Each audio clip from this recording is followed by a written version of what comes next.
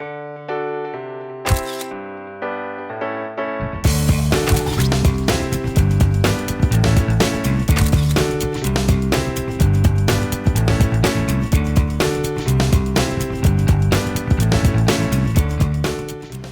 getting a double helping of Shakespeare this fall as two-time Tony winner Mark Rylance leads an all-male company in Twelfth Night and Richard III.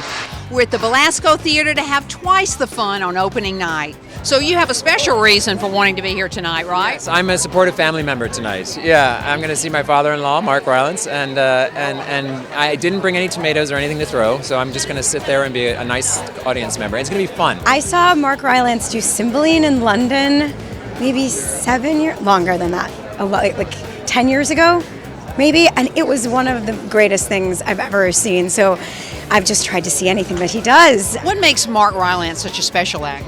You know, I think it's just the fact that he doesn't tell any lies, not once. I sat through a 3-hour play with a man who didn't have to fake his way through those moments. He should be the Olivier of this generation. I think he's very underrated, even though he's rated.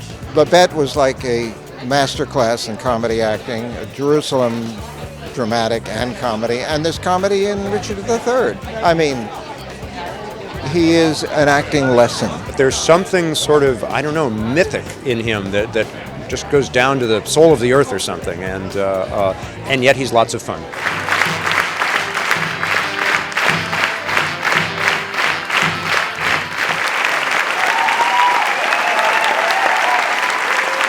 Six hours of Shakespeare, 2 different plays. What's that like? Amazing. I mean, it's totally exhilarating, and the audience make it entirely possible. They sort of will you through it. I'm not quite sure how I'm standing or awake right now, but it's marvellous, really marvellous. You feel elated, and you make me think of all the marathon runners I saw a week ago.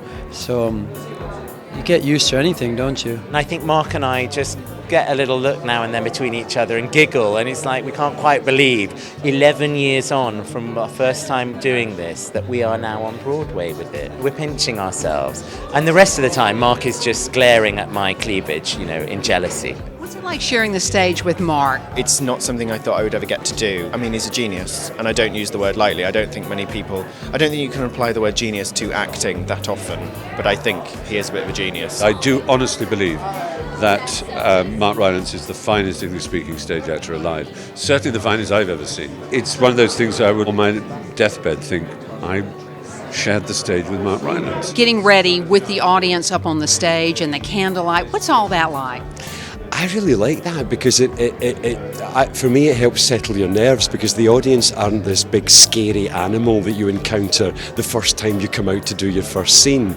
It feels like you can befriend them a little bit and they can get used to what you look like. We spend a good 40 minutes or half an hour on stage getting dressed, so you're watching us transform into women, and we're watching each other, and it's just so normal. I get to talk to a few members of the audience, and we see each other, and it relaxes that. It like makes introductions, you know, and then it's easier to have a chat once you've introduced yourself. So this feels like a rock concert to me. What does it feel like from the stage? It does feel incredibly exciting to hear an audience respond with such joy and with such transcendent understanding. I'll never forget that boom at the end when everyone stands up. It's amazing, and the reception here is wonderful. They keep you on your toes, you know. If they start to sit back a bit, if they start to get a bit tired or a bit bored, they let you know.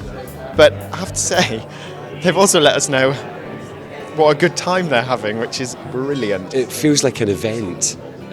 Because there's so much laughter and people, thank God, seem to be having a good time. So yeah, it does have the feeling of it's not a kind of normal, well-behaved night out at the theatre. It's a little more liberated than that. There's just a hunger for it, which I've been blown away by, and they've just been amazing. I mean, it's been even better than London, if dare I say it.